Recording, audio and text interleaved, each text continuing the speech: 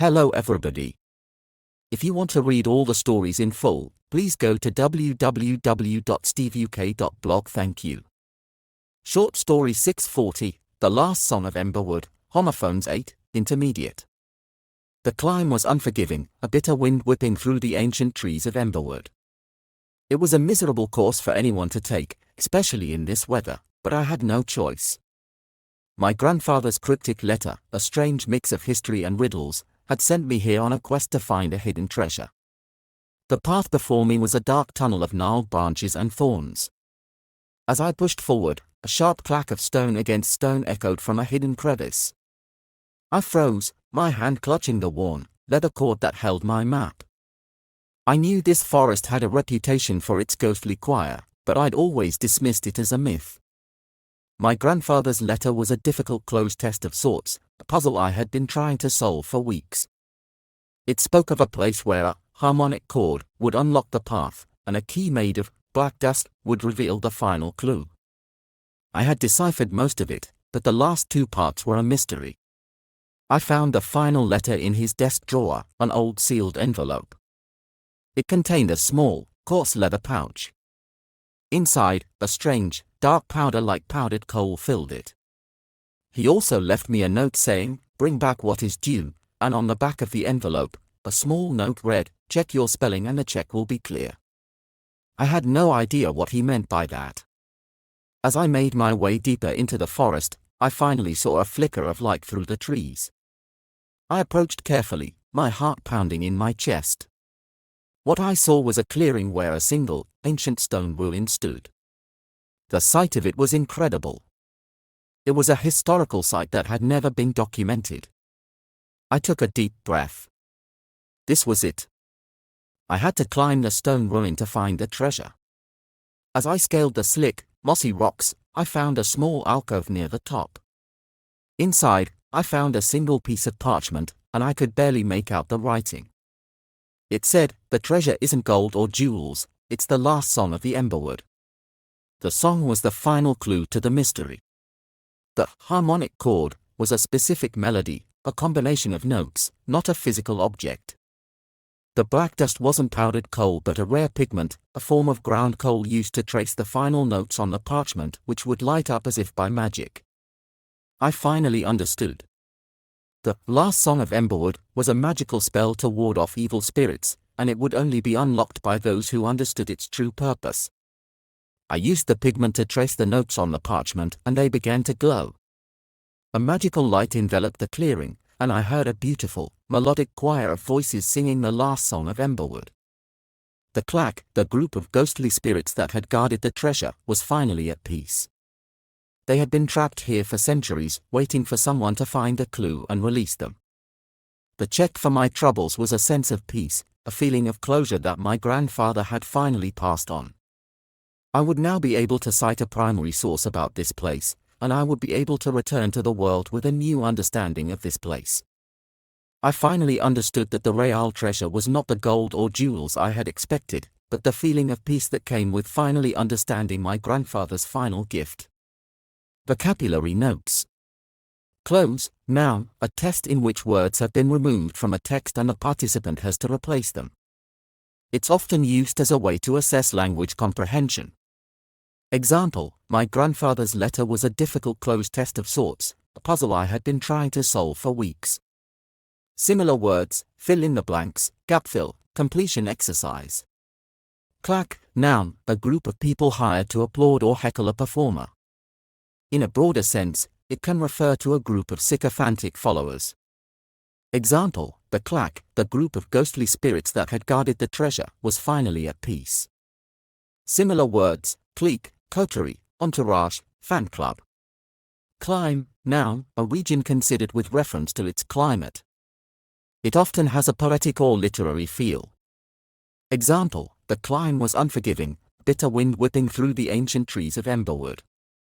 Similar words, climate, region, zone, sphere. Coarse, adjective, rough or harsh in texture. It can also mean rude or vulgar. Example, inside, a strange, dark powder like powdered coal filled it. He also left me a note saying, "Bring back what is due," and on the back of the envelope, a small note read, "Check your spelling and the check will be clear." I had no idea what he meant by that. Similar words: rough, abrasive, gritty, harsh. Cite, verb, to quote or refer to a source of information. It's often used when giving credit to someone else's work or providing evidence. Example: I would now be able to cite a primary source about this place, and I would be able to return to the world with a new understanding of this place. Similar words: quote, reference, mention, allude to. Story written by Gemini Pro AI. Image created by Gemini Pro AI. To read all the stories in full, please go to www.steveuk.blog. Thank you. All right, today we're jumping headfirst into a mystery. It's a quest, really, one that's all wrapped up in a riddle, designed to help us untangle some of the most confusing words in the English language. And it all kicks off with a single, very strange note.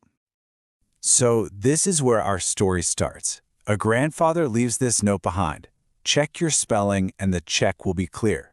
Now right away you hear two words that sound exactly the same but mean totally different things. It's kind of the perfect example of how English can sometimes feel like a puzzle you have to solve. And that's really the big question here, isn't it? How can one tiny little letter, or a slightly different spelling, completely flip the meaning of a sentence? This isn't just some boring grammar lesson, though. It's all about understanding context. And, believe it or not, it's the key to the treasure we're hunting today. Okay, Section 1, a puzzle in words. To get started, we're not going to just look at a list of definitions. No, that's not how we do it. We're going to dive into a story that turns vocabulary into a real adventure. So, let's join our protagonist. They're following this mysterious letter from their grandfather, leading them deep into the old, eerie Emberwood forest. The mission? Find a hidden treasure. But, as you can probably guess, the path is anything but simple. The story kicks off by describing the forest's brutal climb. You know, this is such a cool word choice. They could have just said climate, right? But using clime, it just sounds more poetic, more literary. It immediately paints this picture of a harsh, almost magical place. And get this, the letter talks about a miserable course, which is the path they have to take. But it also mentions a coarse leather pouch, something rough you can feel. One word is about the journey, the other is about an object. It's a fantastic way to show how easily you can mix these up if you're only hearing them spoken out loud. So it turns out the key to this whole quest, the treasure map itself, is actually hidden inside the grandfather's confusing letter. It's not just a bunch of directions, it's a real test of understanding. And our hero describes the letter perfectly with this line. It's a cloze test. Now that might be a new term for some of you, but trust me, it is the absolute heart of this entire puzzle. So a cloze test is basically a fill-in-the-blanks exercise. I'm sure you've done tons of these in language classes.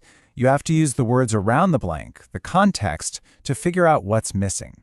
And the grandfather's letter is exactly that, a series of riddles you can only solve by paying really close attention. All right, Section 3, cracking the code. Now that we know what kind of test we're facing, it's time to solve these riddles right alongside our hero. Let's do this. Okay, the first big riddle mentions a harmonic chord that's supposed to unlock the path. But what kind of chord are we talking about here? Is it something you can tie a knot with, or is it something you hear? And the big clue is right there in the spelling. A chord with an H is all about music, while a chord without it is just a piece of rope. See? The letter is guiding our hero with a song, not with a string. That one little letter changes everything. Following this musical hint, our hero stumbles upon something pretty incredible. The ruins of an ancient building hidden deep in the forest. It's a huge discovery that no one knew was there. And this discovery gives us another awesome pair of words to look at. The ruin is a historical site, a physical place. But later, the protagonist can cite this discovery in a research paper, reference it as a source, One is the location, the other is the action of talking about it. So the final puzzle in the letter comes down to one very old word. The treasure will be revealed by the final clue. That's spelled C-L-E-W. Have you ever seen it spelled like that before? It's pretty rare these days. Clue is basically an old-fashioned way of spelling clue. And get this, it originally meant a ball of thread, like the kind you'd use to find your way out of a maze. In our story, the clue is the song itself, written on a hidden scroll. It's the thread that finally unravels the whole mystery. Pretty cool, huh? So, we have all the pieces. The true nature of the treasure is about to be revealed. And you might have guessed it by now, but it's not gold coins or shiny jewels.